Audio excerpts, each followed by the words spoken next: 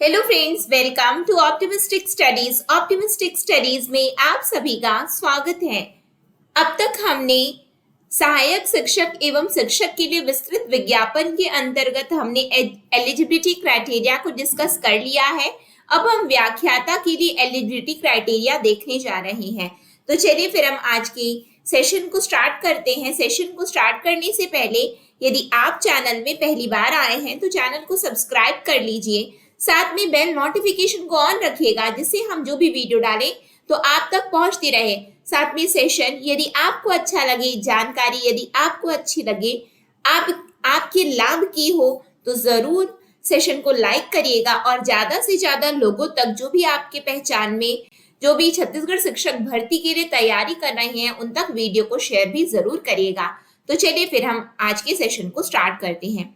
व्याख्याता की यदि हम बात करें तो जैसा कि आप लोग जान रहे हैं, संक्षिप्त विज्ञापन में मैंने आपको बताया था और आप अलग अलग प्लेटफॉर्म्स के माध्यम से भी आपको ये जानकारी हो गई होगी कि व्याख्याता के लिए जो आवेदन जारी किया गया है उसके अंतर्गत वाणिज्य, गणित एवं भौतिक के लिए ही ये विज्ञापन है। तो उसी के लिए पद भी है, तो उसी के अंतर्गत ई संवर्ग की बात कर रहे हैं हम। तो ई संवर्ग के लिए वाणिज्य में 31 है यानी कि 31, गणित में 51 एवं भौतिक में 97 है। टी वर्ग की बात कर रहे हैं तो वाणिज्य में 35 है, गणित में 96 है और भौतिक में 122 है, यानी कि टोटल कितना बताया गया है 432 बताया गया है। ठीक है, तो ये आप जैसे कि देख पा रहे हैं। तो उसके अंतर्गत अनुसूचित जाति, अनुसूचित जनजाति के लिए यहाँ पे बताया गया है व्याख्याता द्वितीय श्रेणी, वेतन मैट्रिक्स लेवल 9। ठीक, आगे बढ़े हम लोग। और इसमें क्या किया गया है, 2019 में की गई सीधी भर्ती के दौरान रिक्त रह गए थे, उनको भी सभी पद समाहित किया गया है। सभी में लिखा था, यहाँ पे नहीं लिखा है। ठीक, आगे बढ़ते हैं हम। यहाँ पे आयु के लिए हम देखें कि आयु कितनी होनी चाहिए कि हम व्याख्याता के लिए हम यहाँ पे अप्लाई कर दें। आप लोग एक चीज को ध्यान रखिएगा, ये जो पोस्ट है आप लोग यहाँ पे क्लियरली यहाँ पे देखिएगा। ठीक है, मैं इसको थोड़ा छोटा करके भी आपको दिखाती हूँ जिससे आपको डाउट ना रहे किसी बात पर। ठीक, ये ऑफिशियली इन्होंने जो जारी किया है संक्षिप्त विज्ञापन, उसको ही मैं आप लोगों को दिखा रही हूँ और उसी के अंतर्गत आप लोग देख रहे हैं कि यहाँ पे अनुसूचित जाति एवं अनुसूचित जनजाति के लिए ही बताया गया है। ठीक, और दिव्यांग के लिए बताया गया है, बाकी यहाँ पे किसी भी वर्ग के लिए नहीं बताया गया है। ठीक है, न ही अनारक्षित लिखा है, न ही अन्य पिछड़ा वर्ग दिया गया है। अनुसूचित जाति एवं अनुसूचित जनजाति लिखा गया है। जो लिखा है एज इट इज बस मैं आप लोगों को बता रही हूँ, तो डाउट बिल्कुल मत करिएगा कि क्या जनरल कैटेगरी का कहाँ है या ओबीसी का कहाँ है, यहाँ पे नहीं दिया गया है। ठीक, इसीलिए यहाँ पे मैं आपको अलग से बताई हूँ। ठीक, आगे बढ़ते हैं हम लोग। आयु के लिए बताया गया है कि आप 21 आपका पूरा हो जाना चाहिए और 35 से आप अधिक ना हो, यानी कि 35 आपका पूरा नहीं होना चाहिए। ठीक, यानी कि 21 पूरा, 35 नहीं होना चाहिए। क्लियर है, समझ में आया? बहुत लोगों को डाउट है कि यदि हमारा 21 1 जनवरी 2023 तक नहीं है तो क्या हम नहीं भर सकते हैं क्या? जी नहीं, आप नहीं भर सकते हैं। इसके लिए बताया गया है कि 1 जनवरी 2023 को आपका 21 पूरा हो जाना चाहिए, तभी आप भर सकेंगे। यदि बाद में आपका हो रहा है, यदि 2 जनवरी को भी आपका 21 पूरा हो रहा है तो इसके अनुसार आप अर्हर नहीं है, यानी कि आप पात्र नहीं है। इसके अनुसार मैं आपको बता रही हूँ। ठीक है, क्योंकि यहाँ पे क्लियरली बोला गया है कि 1 जनवरी 2023 को न्यूनतम आयु 21 वर्ष पूरी कर ली हो, ये बताया गया है। ठीक, आगे बढ़िए। फिर उसके बाद में 5 साल का एक्सटेंशन दिया जाता है, ये भी ध्यान रखिएगा। किसको? SC ST OBC को, फीमेल कैंडिडेट्स को 10 इयर्स का एक्सटेंशन मिलता है। ठीक है, फिर उसके बाद में निःशक्त जनों के लिए निर्देशों के विभाग के निर्देशों के अनुसार मिलता है। ठीक, फिर 38 वर्ष, इसको मैंने बार बार आपको शिक्षक एवं सहायक शिक्षक के लिए बताया है कि 38 वर्ष से अधिक आयु का नहीं होना चाहिए। किसको? जो स्थायी या अस्थायी शासकीय सेवक हो। ठीक, फिर उसके बाद में जो अस्थायी रूप से जो पद धारण किए हैं उनके लिए 38 वर्ष से अधिक उनकी आयु नहीं होनी चाहिए, जैसे ऊपर में है वैसे नीचे है। लेकिन जिनकी छटनी की जाती है शासकीय सेवक को, जो सेवक थे और उनकी छटनी की गई है, तो संपूर्ण कालावधि 7 वर्ष तक की हो, भले वो कालावधि एक से अधिक बार की सेवाओं का योग्य ही क्यों ना हो, लेकिन उसमें भी जो परिणाम स्वरूप जो आयु निकले वह उच्चतर आयु सीमा से 3 वर्ष से अधिक नहीं होनी चाहिए। क्लियर है? बातें समझ में आई आप लोगों को? ठीक, आगे बढ़िए। फिर उसके बाद में भूतपूर्व सैनिकों के लिए भी बताया गया है, उसको एक बार आप लोग देख लीजिएगा। टेलीग्राम चैनल ज्वाइन कर लीजिए आप हमारा, लिंक आपको इस वीडियो के डिस्क्रिप्शन में मिल जाएगी। वहां पे सभी पीडीएफ आपको मैं अवेलेबल करवा रही हूँ, वहां से डाउनलोड कर लीजिएगा और स्वयं पढ़िएगा।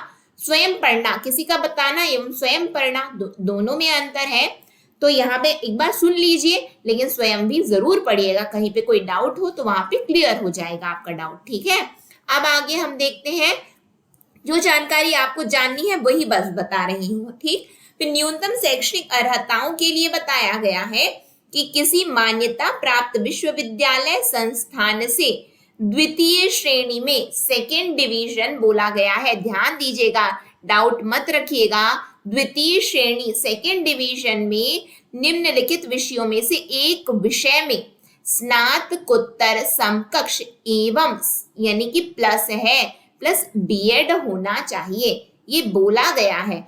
तो वाणिज्य के लिए विषय समूह देख लीजिए, अकाउंटेंसी सहित वाणिज्य, कॉस्ट अकाउंटिंग, फाइनेंशियल अकाउंटेंसी मुख्य विषय के रूप में हो रहा हो, यानी कि और गणित में गणित और अप्लाइड गणित, भौतिकी, इलेक्ट्रॉनिक्स, अप्लाइड भौतिकी, न्यूक्लियर भौतिकी। ठीक, निर्हर यानी कि इन एलिजिबिलिटी क्राइटेरिया के लिए है, यदि किसी ने ऐसे पुरुष से विवाह किया है जो पहले से शादीशुदा है तो आप पात्र नहीं होंगे, लेकिन विशेष कारणों में छूट भी दे सकेंगे, ऐसा बताया गया है, दे दिया जाएगा। अब विशेष कारण ये अब देख लीजिएगा, जो जरूरी था तो मैंने आप लोगों को बता दिया है। ठीक, फिर उसके बाद में पदों में आरक्षण रहता है, 30% सीट्स महिलाओं के लिए आरक्षित रहती हैं। यदि नहीं पता है तो यहाँ पे लिखा है, देख लीजिए। फिर उसके बाद में बताया गया है यहाँ पे वेतनमान 3 साल तक के लिए स्टाइपेंड दे रहता है। पहले वर्ष में 70% वेतनमान का मिलता है, फिर 80% मिलता है और तीसरे में 90% मिलता है। लेकिन आपको संपूर्ण शासकीय सेवक के रूप में आपको भत्ते जरूर दिए जाते हैं। ठीक है, स्टाइपेंड के साथ साथ।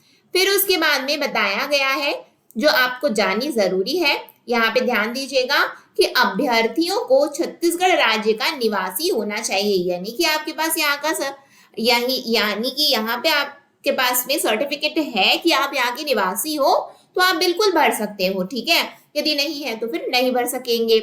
लेकिन ध्यान दीजिएगा, यदि आप छत्तीसगढ़ राज्य के किसी भी जिले में रह रहे हैं, जरूरी नहीं है कि आप सरगुजा या बस्तर संभाग के अंतर्गत आने वाले जिलों में ही आप रहते हैं, नहीं, छत्तीसगढ़ राज्य के आप किसी भी जिले में यदि आप रहते हैं तो भी आप इस परीक्षा में बिल्कुल बैठ सकते हैं, आप बिल्कुल पात्र हैं।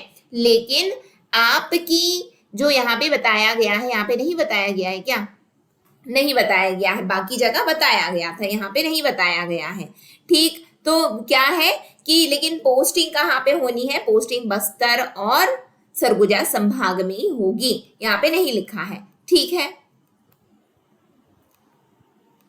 जी हाँ, नहीं लिखा है यहाँ पे, या फिर मुझे नहीं मिल रहा है तो आप लोग एक बार देख लीजिएगा, शायद मैं नहीं देख पा रही हूँ, तो इसको एक बार आप लोग चेक कर लीजिएगा। ठीक, क्योंकि बाकी सभी में लिखा है कि, और यहाँ पे देखिए, व्यापक द्वारा तैयार मेरिट सूची में बोनस अंक निर्धारण उपरांत एवं अन्य वांछित अर्हताओं के पूर्ण होने की शर्त पर चयन की प्रक्रिया की जाएगी।